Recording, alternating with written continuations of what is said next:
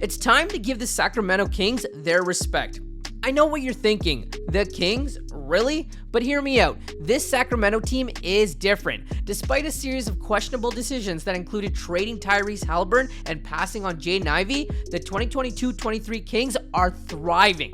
Not only are they fourth in the West with a 22-18 record, but they have the fourth best offensive rating in the league, ahead of dominant offenses like the Nets and Pelicans. Here's why this will be the year the Kings finally snap the longest active playoff drought in the NBA. The Kings' miraculous turnaround starts with their new and improved offense. The Kings have jumped an insane 20 spots in offensive rating since last year, which might be just the biggest jump year over year you'll ever see in the NBA without the addition of a superstar player. Obviously, to have the fourth best offense, you need guys who can get buckets, and the Kings have players like that for days. De'Aaron Fox is the engine that makes the entire team go, leading the Kings with a team-high 23.8 points, 4.4 rebounds, and 6.1 assists per game. Up next is Domantas Sabonis, who's averaging 18.9 points per game on an absurd 61.1% from the field and 41.3% from three.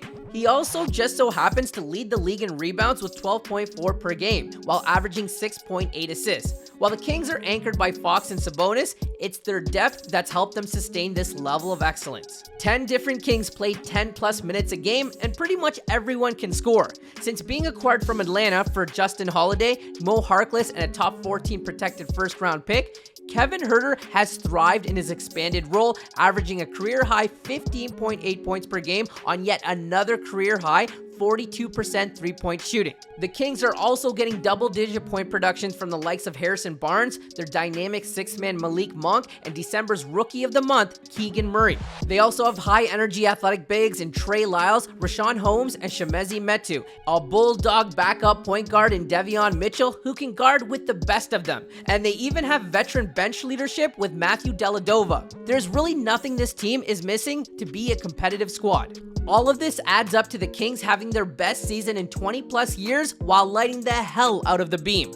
Even if this squad isn't a legit title contender yet, Sacramento fans deserve to see a team that plays their hearts out and hang out with the best of the NBA on any given night, and the Kings are absolutely that. But even if you didn't think the Kings would have all that going for them, there were real signs going into the season that the Kings had turned a corner, specifically in that 25 games they played after the trade deadline. Now, whether or not you believe the Kings overpaid by moving Haliburton, a premium young player at a premium position and one of the top shooters in the league in Buddy Hield, for Domantas Sabonis, it unquestionably helped their team. Before the trade, the Kings averaged 109.9 points per game, and afterward, even with all the growing pains of a shaken-up roster, they raised their average to 111.2. Now, with a full offseason together, that number has skyrocketed to 118.8. While they still lost plenty of games post-deadline, two things immediately became clear. One, Sabonis was a lot better than advertised, and two, removing a secondary ball handler dramatically improved Fox's game.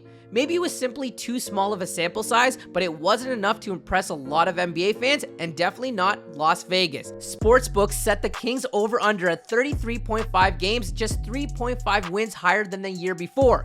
Assuming that they finished close to that projection, the Kings likely would have finished 10th in the West this year, not exactly a big vote of confidence. Well, 40 games through the season, the Kings are making all the doubters look foolish. They're 58% of the way to their over, with more than half the season still to play. And there lies the problem. The Kings are crushing it, but the conversation around the team has barely moved. While it's true some members of the sports media are giving Sacramento their props, the level of disrespect among NBA fans is astounding. Last week, the second round of All-Star voting was released, and while these lists are still subject to change, it was shocking how ignored the Kings were. Sabonis is currently 7th in Basketball Reference's MVP tracker, not among frontcourt players, but among the entire NBA. And yet somehow he didn't crack the top 10. The dude is literally leading the league in rebounds while shooting over 60%. The same goes for Fox, who barely snuck into the top 10 despite being in the middle of a career year.